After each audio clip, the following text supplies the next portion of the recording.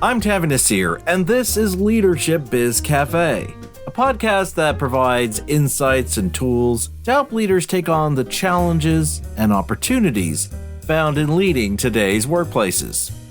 Leadership Biz Cafe is brought to you by Tavi Nasir Leadership, our leadership firm that offers keynotes and corporate trainings in both virtual and in-person settings that will help you to improve the way you lead and guide your organization's growth and future successes. To find out how we can help you today with your leadership challenges and discover your untapped opportunities, visit our website at tavinasir.com. And with that, let's dive into a brand new edition of Leadership Espresso Shot.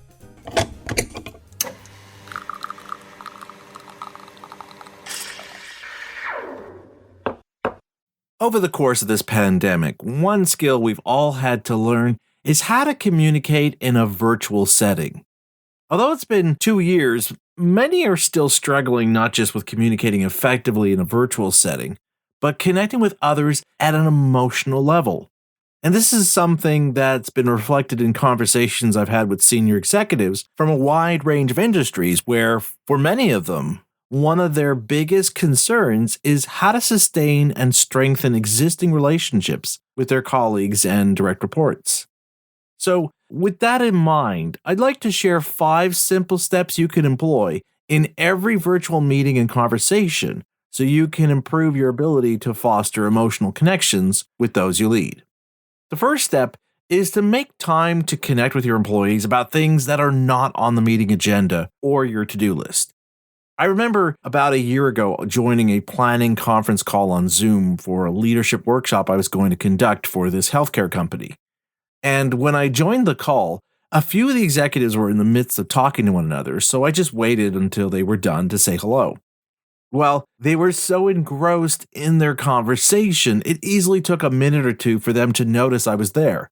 And when they did, the head of the planning team began apologizing profusely. But I remember telling her how I didn't mind because it was so nice to feel like I was just hanging around in their break room, getting lost in the buzz of everyday conversations. Although it's been over a year since that virtual meeting, I still remember this moment, not because of what was being discussed, but because of the warmth and familiarity this interaction fostered.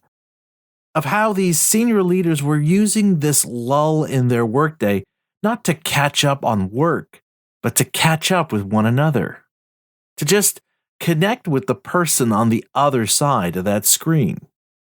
In many ways, this mirrored those impromptu conversations that usually happen as people wait for a meeting to begin. And understandably, it can be hard to replicate in a virtual setting as it can lead to people cutting one another off, or worse, talking over each other. But what you can do is set time aside either at the start or the end of the meeting to just check in with your employees to ask how are they doing. It's a small gesture, but making time to just connect with people about non-work matters really does foster a greater sense of connection. The second step to fostering emotional connections with your employees in a virtual world is to pay attention to who's connecting and who's not.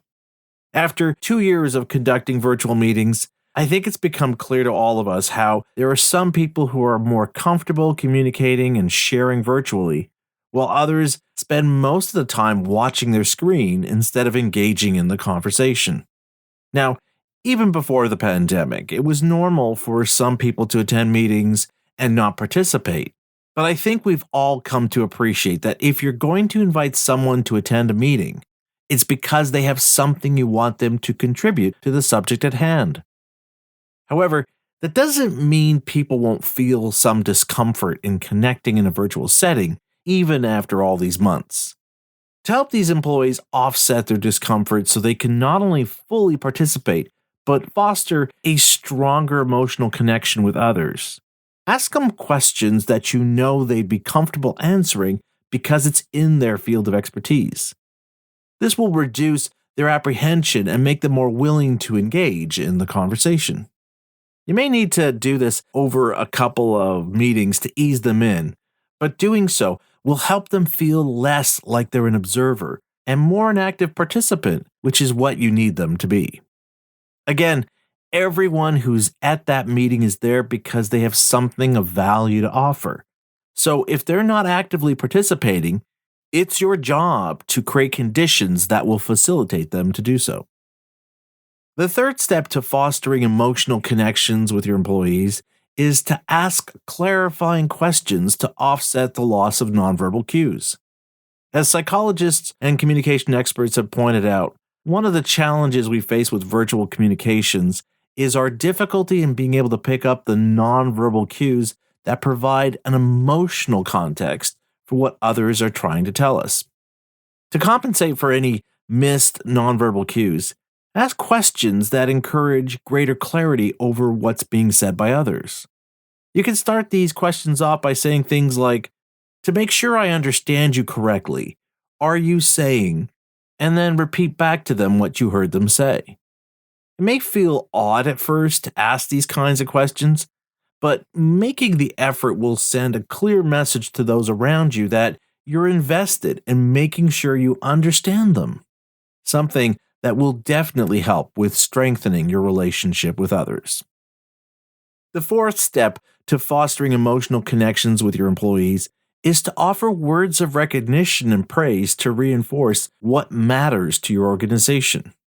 As much as we're seeing a benefit to hybrid and remote working, both for the organization in terms of improved productivity and for employees in terms of a more harmonious integration of work and life obligations and goals, this doesn't mean that there aren't challenges requiring your attention if you're to attract and retain employees on your team. One challenge that was amplified by the pandemic and remains an ongoing issue, as evidenced by the continuing problem of both employees quitting and organizations struggling to find people to hire, is leaders not providing enough feedback. And by feedback, I don't just mean letting your employees know they're doing a good job, but letting them know that someone's paying attention to their efforts and appreciates how they're helping the organization move forward despite all the ongoing external challenges and obstacles. To that end, it's important that you make time during these virtual gatherings to make a point of recognizing the various contributions and efforts being made by your employees. What you're after here is providing context for your employees that will help them understand the benefits others derive from their efforts and how it's helping their team move forward. Linking their efforts to the collective efforts of your team will help foster a greater sense of community and belonging. And finally, the fifth step to fostering emotional connections with your employees is to schedule time to meet virtually for non-work conversations. This last step builds on what I discussed in the first one by taking it a bit further. While in the first step, you're making time before and or after a work meeting just to touch base with your employees. Here, the goal of the meeting is to simply connect with them. You want to use these gatherings to encourage more personal conversations with your employees by encouraging them to share something about what they've been doing with their family and kids, how they've been spending their free time, and so forth. And this isn't something you arrange outside of work hours, but instead should be a part of their work week because you want to send the message that while this isn't about work, it is about helping us to work together better because we're learning about each other and seeing one another for our full selves and not just in terms of the roles we play. If you want to foster relationships and build emotional connections with your employees, this is an important step to take. In fact, after one of my recent leadership keynotes, I was contacted by one of the leaders in attendance who shared with me his recent practice of taking time on Wednesdays to check in with his employees. He called them Hump Day Hangouts, where he would ask his employees about their family and kids, how they were faring, and the like. And he told me how at first he wasn't sure if it was helping until he began to notice not only how much his employees enjoyed these virtual get-togethers, but he looked forward to them as well because he felt like he was really getting to know his employees. As much as some people might be hoping that one day things will go back to normal, the fact is there's no going back to before the pandemic, and honestly, in many respects, that's a good thing, especially when I look at how many leaders I've spoken with have discussed how building relationships is becoming a top priority for them. Of course, our ability to build relationships comes down to how well we're able to foster emotional connections with those we lead and those we serve. As I hope you've come to appreciate in listening to this podcast, it's not as hard or daunting as you might think, as it really comes down to how intentional you are in getting out of your own head to see and understand the perspective and realities of those you lead. And on that note, we come to the end of yet another Leadership Espresso Shot.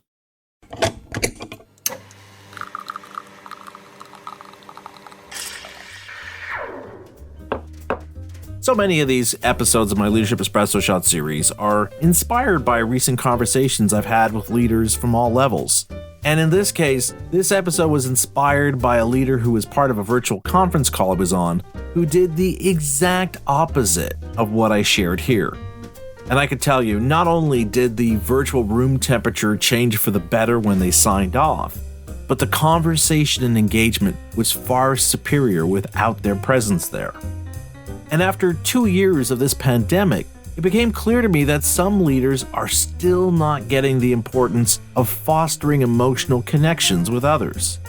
And that's what's inspired me to record this episode, as I want to make sure you don't have conversations or meetings that put people off like this leader did. Instead, your leadership presence serves to not only bring out the best in others, but it inspires them to deliver their best work. So, if you enjoyed this latest edition in our Leadership Espresso Shot series, I'd like to encourage you to subscribe to our podcast. That way you can listen to our latest episodes when they come out, and also listen to our past episodes where we cover other timely issues around leadership with the goal of helping you improve the way you lead. If you go to our podcast page at tavinasir.com/LBC, you'll find links to subscribe to our podcast on all the major streaming platforms, as well as links to our episode show notes. And I have one favor to ask before we go. If you're enjoying my podcast, I'd appreciate it if you could rate our podcast on Apple Podcasts or wherever you listen to our show that supports listener ratings and reviews. It's a nice way for us to get feedback ourselves on the show and what people are enjoying about our podcast. I'm Tavi Nasir, and you've been listening to Leadership Biz Cafe.